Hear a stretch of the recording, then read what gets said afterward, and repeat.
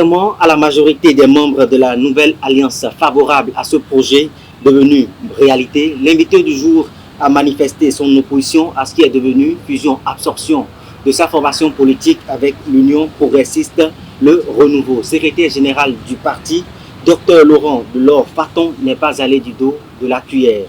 Pour lui, cette adhésion aux actions du président Patrice Talon s'apparente tout simplement à un reniement de soi, au refus d'assumer ses ambitions. Quelle sera prochainement la posture de l'homme? Quelles sont ses ambitions politiques pour les prochaines joutes électorales? Bonjour à tous, vous êtes sur le 4e numéro de Face à l'opinion. Vous l'avez compris, notre invité du jour, c'est Dr Laurent Delors Faton. Docteur, bonjour. Bonjour monsieur le journaliste, bonjour chers internautes. Merci de vous prêter à cet exercice. C'est un plaisir renouvelé. Chaque fois que j'ai l'honneur d'être sur vos plateaux, je me sens un peu plus honoré, je me sens considéré et je vous en suis reconnaissant. Merci de l'honneur que vous nous faites. Vous faites partie des voix dissidentes à ce projet de fusion du parti La Nouvelle Alliance, projet devenu réalité depuis le samedi dernier. Est-ce que vous pouvez nous faire un peu l'historique des négociations qui ont conduit à cette fusion? Ce n'est pas une question de farouchement contre ou pas.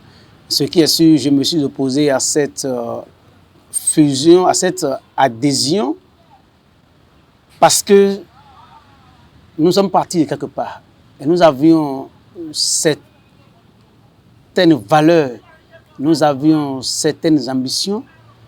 En cours de route, face aux réalités politiques, il fallait se repositionner. Je tiens seulement à me retrouver dans ma démarche politique. Je tiens seulement à rester fidèle à mes convictions, à mes engagements et à toujours poursuivre mes ambitions. Mais quand je dis mes ambitions, ce n'est pas seulement moi. C'est moi et tous ceux qui comptent sur moi. C'est moi et tous mes militants, c'est moi et tous mes sympathisants, c'est moi et tous mes amis qui se retrouvent à travers ma démarche, à travers ma posture politique. Et il faut dire que ce qui est arrivé est la suite d'un processus. Parce qu'après notre rentrée politique à Glasgow, nous avons décidé qu'un petit groupe se charge de l'étude de toutes les possibilités par lesquelles le parti pourra participer aux élections législatives. Parce que l'enjeu, tout se passe à ce niveau. Ce sont les élections législatives 2023 qui constituent le point d'achoppement de ce que vous avez vu ou qui se passe aujourd'hui. Étant un parti nouvellement né, nous nous sommes dit, il n'est pas question de faire de la politique à l'aveuglette, il faut faire la politique dans du réel. Alors, on a demandé à quelques individus de voir quelles sont les possibilités de participation à ces élections. Et quand le groupe a fait son travail, le rapport a été déposé et nous avons fait une réunion du BEN pour discuter. Et il sort globalement 3 options. La première option est que le parti cherche tous les moyens financiers, stratégiques et humains pour pouvoir participer à ces élections législatives. La seconde option est que nous puissions trouver un parti ou bien des partis avec lesquels nous allons nous mettre en fusion pour faire naître un autre parti politique qui pourra nous porter tous pour aller aux élections prochaines.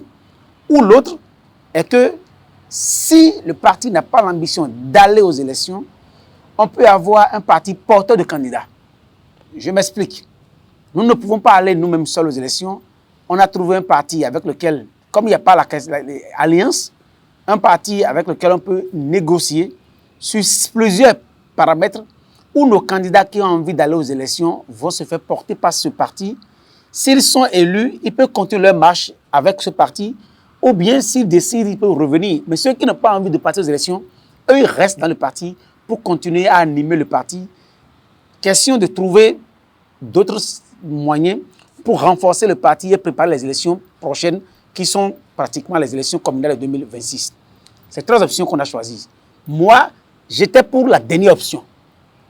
Au regard de cette réalité du parti, je me suis dit qu'on n'avait pas encore fini de nous implanter suffisamment sur le territoire national. On n'avait pas encore fini de mobiliser toutes les ressources qu'il faut pour nous-mêmes nous présenter à ces élections législatives 2023. Alors, un parti n'est pas né pour l'élection. Un parti est né pour animer la vie politique et participer à des élections. Si on échoue mais s'il n'est pas capable de passer à ces élections, on peut participer aux élections prochaines. Ça veut dire que moi, je suis parmi ceux qui ont dit que nous restons dans le parti. Ceux qui ont envie de participer, coûte que coûte, aux législatives, si on n'arrive pas à faire une fusion, eux peuvent se faire porter par un autre parti avec lequel ils auraient négocié. C'est la démarche les trois démarches qu'on a proposées et qu'on a lancé les négociations. Plusieurs négociations ont eu lieu. Mais il se fait qu'à un moment donné, le parti UP, le progressiste, en ce moment, s'est rapproché de certains membres influents du parti. Et les discussions ont eu lieu et ils ont fait des propositions. Entre les propositions, c'est qu'il fallait que le parti se rallie à l'UP pour faire fusion. C'était la première option. Faire fusion. On n'a pas pu réussir la fusion, mais après, ils ont demandé à ce qu'on puisse faire maintenant adhésion. Adhésion, ça veut dire que le parti LNA disparaît. Parce que l'adhésion, c'est que vous disparaissez, vous faites adhésion. Le parti disparaît, il n'existe plus. L'absorption. L'absorption. Et moi, je ne suis pas pour qu'il y ait absorption d'un parti pour lequel je me suis investi corps et âme, pour lequel je me suis retrouvé davantage. Parce que le parti avait une ambition, corriger le tas de tous les partis politiques au Bénin et corriger le tas majeur des réformes du système partisan en cours. Parce que l'un des tas majeurs, ou bien le tas majeur, c'est l'absence d'idéologie comme fondement obligatoire. Dans la charte des partis politiques, l'idéologie est constituée comme une option facultative. Mais quand elle est facultative, l'autre gangrène qu'on voulait corriger depuis 1990, qu'on a pu corriger, qui est la création tout azimut des partis politiques, on ne peut pas le corriger. Du moins, c'est la corriger. Parce que si on impose l'idéologie comme une obligation, il n'y a pas dans le monde entier plusieurs idéologies. À un moment donné, vous finirez par vous retrouver dans la même idéologie et vous êtes obligé de rester ensemble.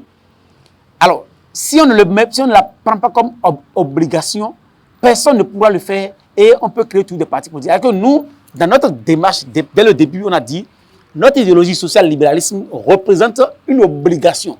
Et c'est pour ça même que nous avons pris une option que personne, mais tout le monde a critiqué, ni de l'opposition, ni de la mouvance, ni du centre.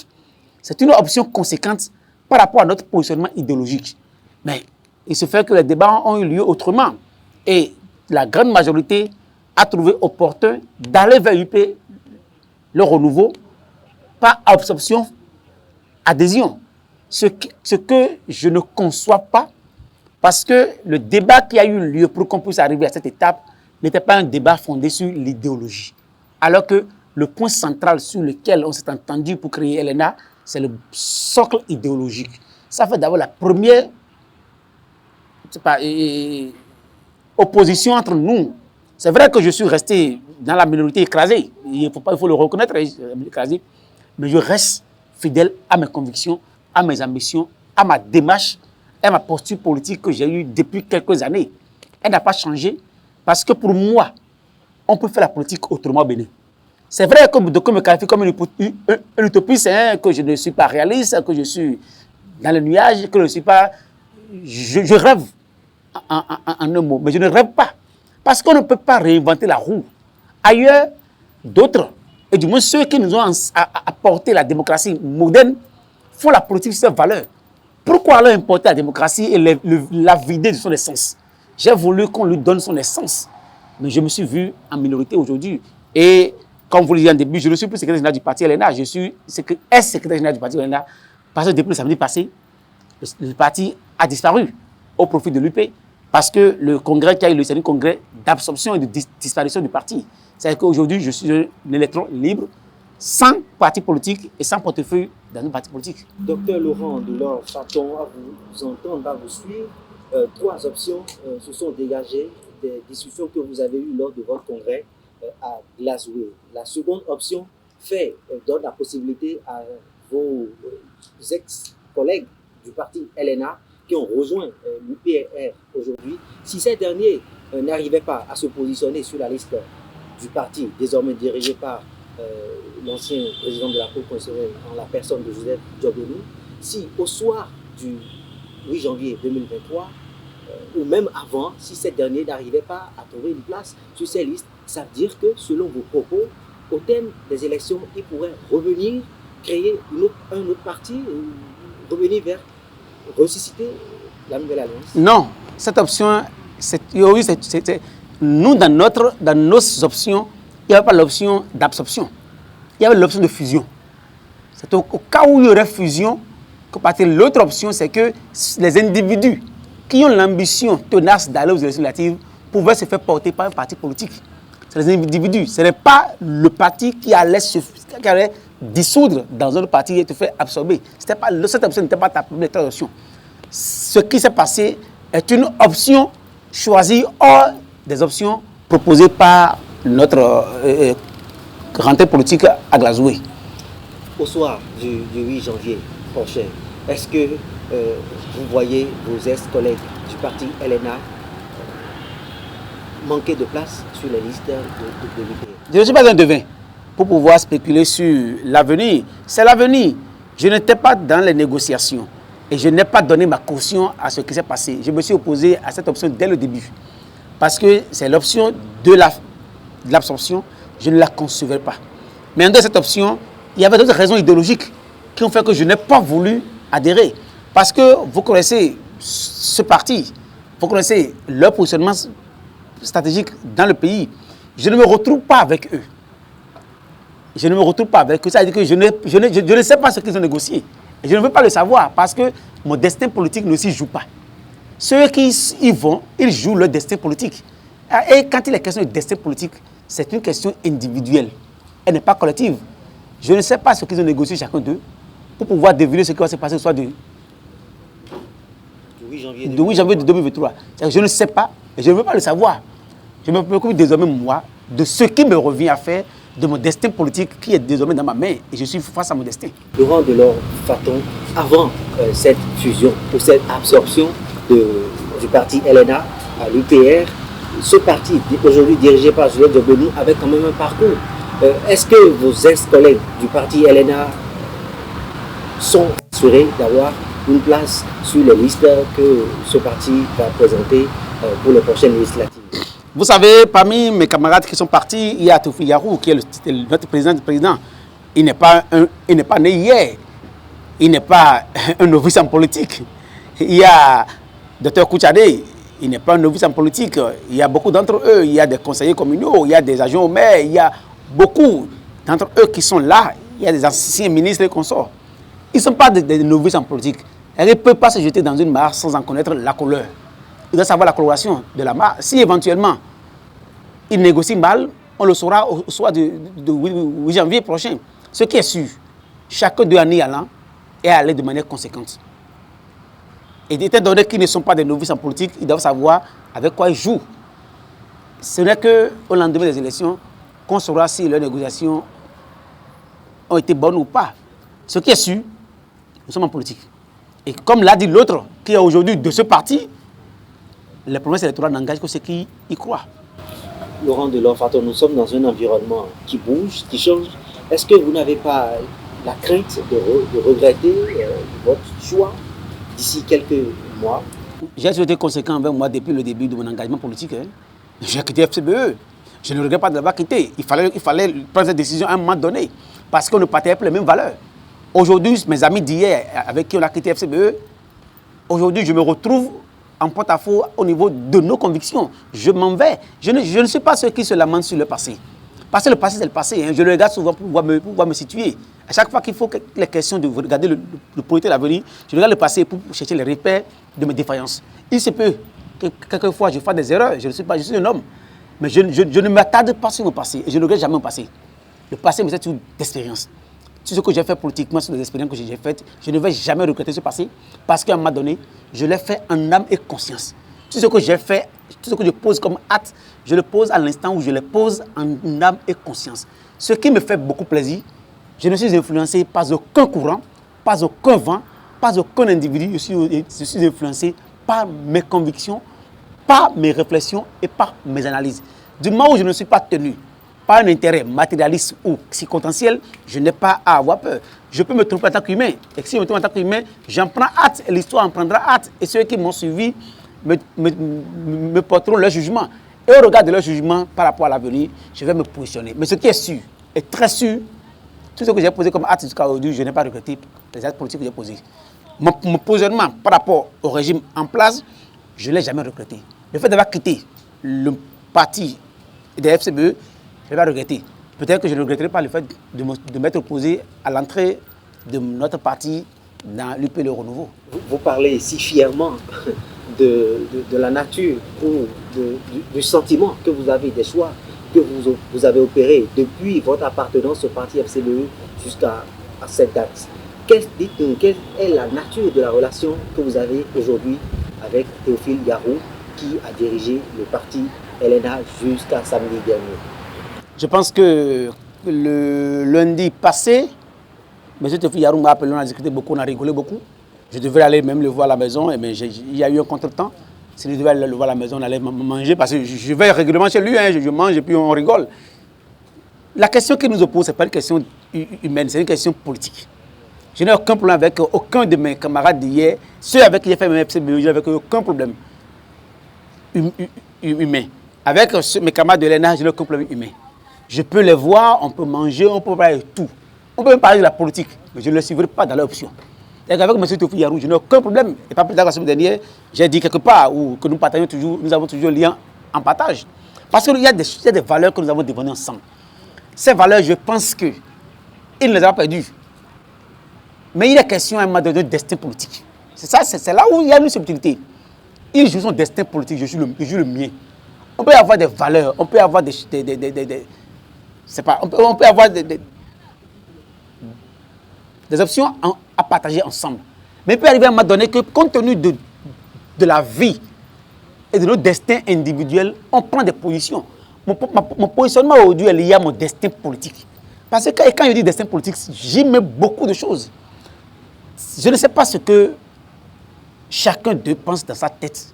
Mais moi, ce que je vis, ce qui a fait que je me suis engagé en politique, ce qui a fait que je continue malgré tous les déboires, c'est parce que je crois en quelque chose en moi. Ce en quoi je crois, c'est ça qui fait que j'ai fait mon positionnement. Au-delà de nos amitiés, au-delà de nos valeurs, il y a ce qui est en moi comme gêne, ce qui est en moi comme motivation qui me pousse. C'est seulement à ce niveau qu'on se pose. Sinon, sur le plan humain, je n'ai aucun problème.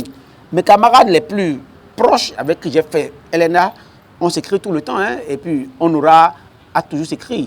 Demandez à ceux qui sont des FCBE aujourd'hui, avec ce qu'on a fait hier, il y a un qui, pas plus tard que, au placé, pas plus tard qu'avant-hier, m'a écrit et puis m'a demandé un service. J'ai dit, je lui rends le service, il n'y a aucun problème. Et on rigole, je l'appelle Fofo et on rigole. Je n'ai de problème humain avec personne. Et même dans ma vie ordinaire, demandez à tout le monde, je n'ai pas d'ennemis. Je peux m'opposer à toi pour des raisons pointues. Mais à part ces raisons, il n'y a pas d'ennemité entre nous. Et c'est une leçon que la vie m'a enseignée. Tout homme vous est utile à tout moment. Il peut arriver que par circonstance, vous pouvez avoir quelques problèmes à régler.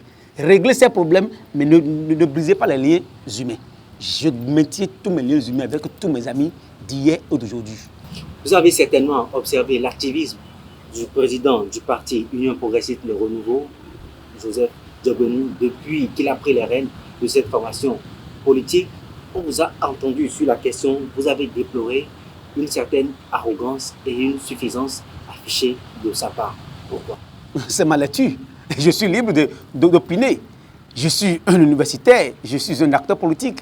Et quand je vois des faits politiques, je me prononce sur les faits politiques.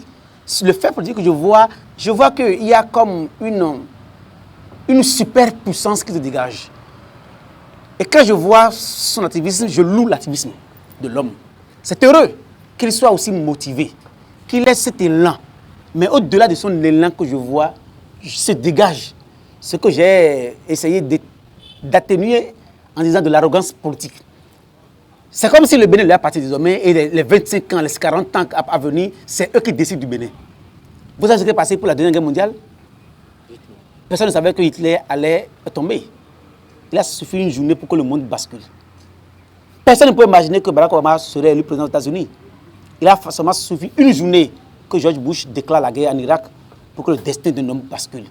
Personne ne connaît ce que demain réserve. Tout à l'heure, tout ce qu'il pense d'ici, peut-être demain, tout peut basculer. Mais je sens que il faut croire à tout le monde que sans eux, le Bénin n'existera pas, que le Bénin dans leur main. Je dis non. Au-delà de tout, il y a un destin de peuple. Et personne ne peut réaliser du destin d'un peuple. Je ne parle pas en tant que moi, mais je parle au regard de l'histoire, de l'humanité. L'humanité a toujours montré aux gens qu'il n'y a pas un individu qui maîtrise demain. Mais je sens, et on le dit de manière très très affichée, si vous n'êtes pas avec nous, c'est que vous ne ferez pas la politique au Bénin. Il y a de grandes personnalités de ce parti politique qui m'ont téléphoné, qui m'ont dit ça au téléphone. Qui m'ont dit, Dr Faton, le Bénin nous appartient pour 25 ans.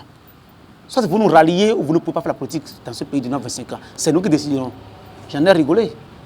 Je ne peux pas moi-même, je laisse l'histoire. L'histoire est là pour nous donner la suite. Parce que ce que beaucoup ne savent pas, ou bien savent et font semblant d'ignorer, l'histoire des 30 dernières années du Bénin a montré que personne n'est fort éternellement. Ceux qui ont cru que le Bénin leur appartenait, on connaît déjà le passé. Je pense que c'est péremptoire de penser que le Bénin des 30 prochaines années appartient à certaines personnes. Je ne vais pas dire que c'est faux, mais je dis quand même qu'il faut laisser le destin jouer son rôle.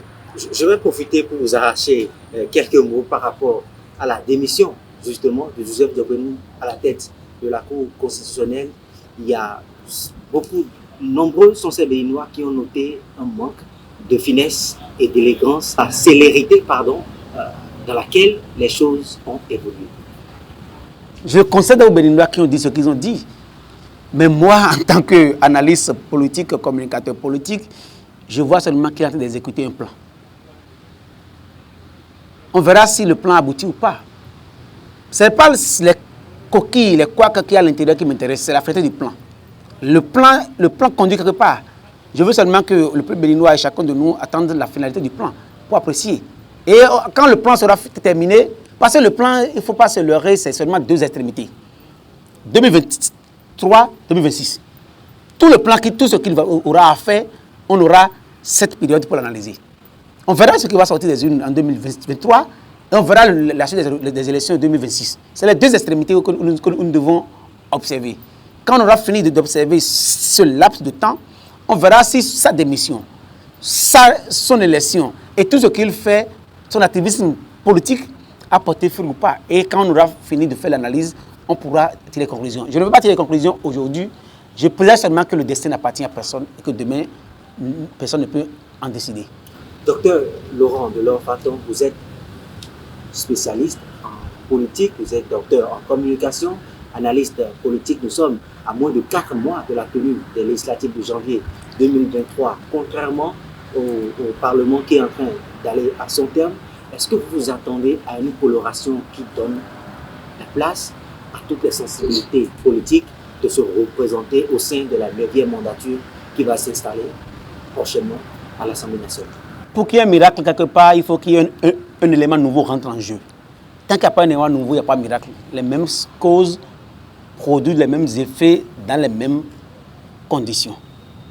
Les conditions n'ont pas changé. Il n'y a pas un élément nouveau qui rentre en jeu jusqu'à aujourd'hui. De 2019 à aujourd'hui, je n'ai vu encore qu'un élément nouveau qui est rentré en jeu. Alors, il n'y a pas de miracle. Rien ne se passera d'extraordinaire en 2023. C'est d'ailleurs ce pourquoi j'avais dit à mes camarades que moi, je ne me présenterai pas aux élections législatives de 2023. Parce qu'il n'y aura pas de miracle. Tout le reste, c'est du folklore. Excusez-moi, c'est la naïveté politique. Les règles n'ont pas changé. Et ceux qui ont mis les règles en place ne veulent pas que les règles changent. Tout ce que vous verrez, c'est ce que vous reposez, ce qui est passé, pas le passé. Et rien ne changera en 2023. Rien. Parce que les lois ont été corsées de telle manière à ce que rien ne change. Ce qui s'est passé en 2019, ce n'était que l'appendice. Mais après, je dirais que c'est le test. Mais quand on a testé en 2023, on a maintenant légiféré pour conforter le test. Et aujourd'hui, ce qu'on aura, c'est que les petits tas que nous allons avoir. Le reste, c'est qu'on perdra de l'énergie. Ceux qui croient que certains feront des miracles, il n'y aura aucun miracle parce qu'il y a des têtes de loi. Il y a un arsenal juridique et législatif qui est clair, qui a déjà scellé le destin de 2023. C'est pour ça que tout ce que les gens font, je parle de l'arrogance, parce qu'ils ne font rien de nouveau qu'on ne connaît pas. Là où ils vont, on connaît. Parce qu'il y a un arsenal juridique qui a déjà démontré là où ils vont. Tout le reste, c'est de... Je ne veux pas employer un autre mot fort, mais c'est de la comédie politique. Est-ce à dire que vos ex-camarades de la Nouvelle Alliance qui ont rejoint l'UPR ont été naïfs? Je n'ai jamais parlé, je ne parle pas d'eux. Il a dit qu'à ce qui les concerne, ils sont dans leur stratégie politique. Je suis aussi dans la mienne. Parce qu'au-delà de tout, nous sommes des stratèges. Je suis un acteur politique, je suis aussi dans ma stratégie. Ils sont aussi dans leur stratégie. On verra dans notre stratégie qui a raison, qui a tort. Mais ce qui est sûr, et très sûr, le système politique tel qu'il est, il faut rester dedans pour pouvoir le comprendre. Étant secrétaire général du parti LNA, c'est parce que je voulais rester acteur politique. Aujourd'hui, mes camarades ont arraché le parti. Je me suis retrouvé sans parti. Je prendrai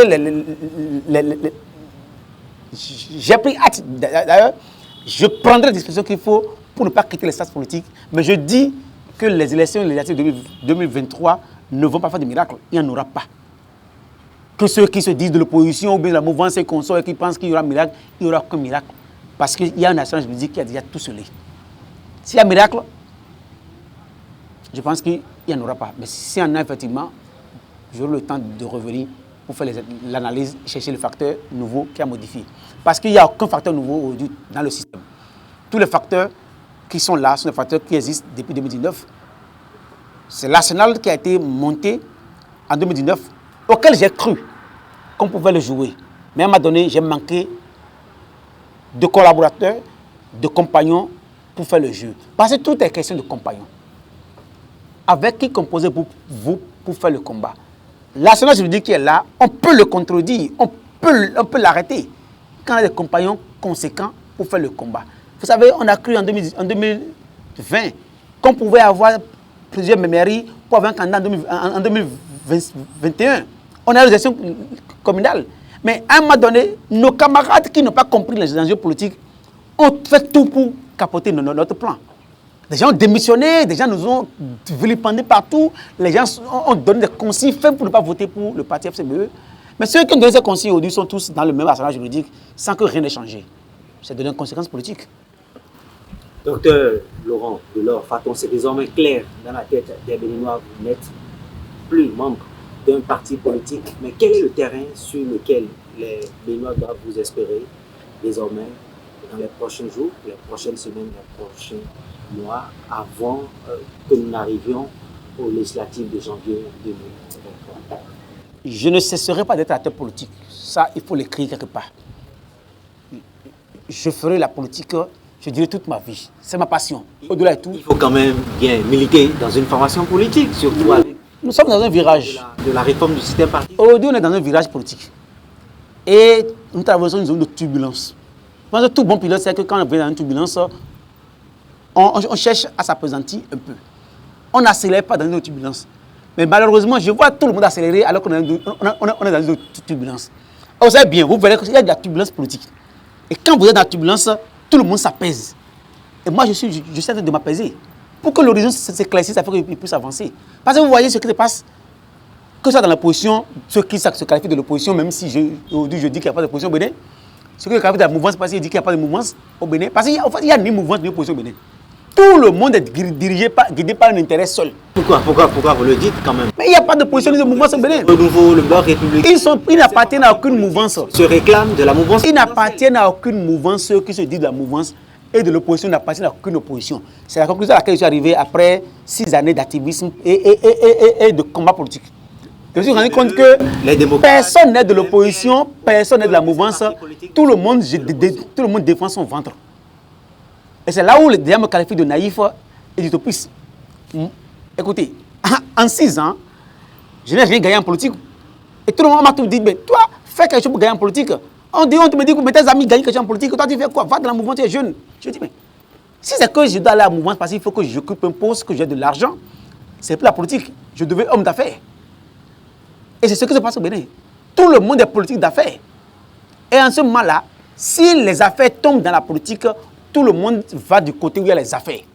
Et ceux qui ne sont pas aujourd'hui dans la mouvance, c'est ceux à qui on n'a pas proposé des affaires. Regardez bien le visage de la mouvance et le visage de l'opposition. Vous verrez que c'est un jeu d'affaires. Les gens bougent au gré des affaires. Ça veut dire qu'il n'y a pas d'opposition ni de mouvance. Tous ceux qui se disent opposants, interrogez-les, parce qu'on a la chance d'appartenir quand même à des sphères politiques un peu plus élevées.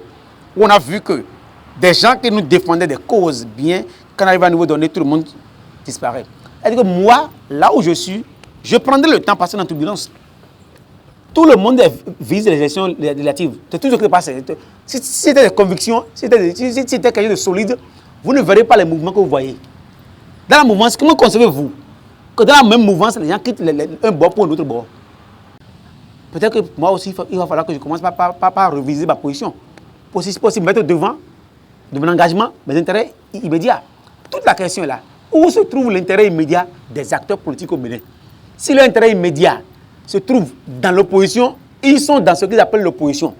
Si ils se trouvent dans la mouvance, ils sont ce qu'on appelle la mouvance. C'est pour ça qu'au moment où on a créé le parti Elena, à Parakou, en octobre, on a voulu dire au départ qu'on est né de l'opposition de la mouvance. Je suis celui qui a insisté et a obligé à dire qu'on dise qu'on est né du centre aussi. J'ai dit, c'est pas qu'on n'est pas de la mouvance, c'est né de l'opposition. On est né de l'opposition, de la mouvance, mais aussi né du centre. Mais comment, à quelle idéologie vous associez, vous et vos ex-camarades, le parti LNA? Puisque dans les habitudes politiques qu'on a eues au Bénin, chaque formation politique a toujours été associée à une idéologie proche d'une sensibilité politique, soit de la mouvance présidentielle, soit de l'opposition. En 30 ans, le seul parti qui a fonctionné sur l'idéologie au Bénin, c'est le Parti communiste. Vous allez voir, ils n'ont jamais changé. Leur idéologie, tant qu'on ne l'a pas suivi, ne change pas de ligne. Vous verrez que tous les acteurs politiques ont changé de camp. Vous ne verrez pas un seul acteur politique qui n'est pas allé dans ce camp et dans l'autre camp. Il n'y en a pas eu un seul en 30 ans, bien en 32 ans. Ils vont tous partout parce qu'il n'y a pas de ligne idéologique. Et ce qu'on a voulu corriger, c'est ce en quoi j'ai cru, c'était mon rêve. J'ai dit que si on peut au moins imiter un peu le Parti communiste sans être extrémiste, on imite le parti politique, les communistes, on leur arrache cette vertu qu'ils ont pour en faire une denrée politique dans l'espace politique où tout le monde est de la réelle. Parce que, excusez-moi, je dis un peu que les communistes sont un peu dans l'utopie. Vous comprenez? Mais ils ont une valeur fondamentale qui est leur ligne idéologique. Mesdames et messieurs, nous sommes à la fin de cette émission. Nous étions avec Dr Laurent Delors Faton, secrétaire général du parti La Nouvelle Alliance. Avec lui, nous avons parlé de quel sera son avenir prochainement politique dans la sphère sociopolitique au Bénin. Merci de nous avoir suivis. Au plaisir de vous retrouver donc pour un prochain numéro de Face à l'opinion.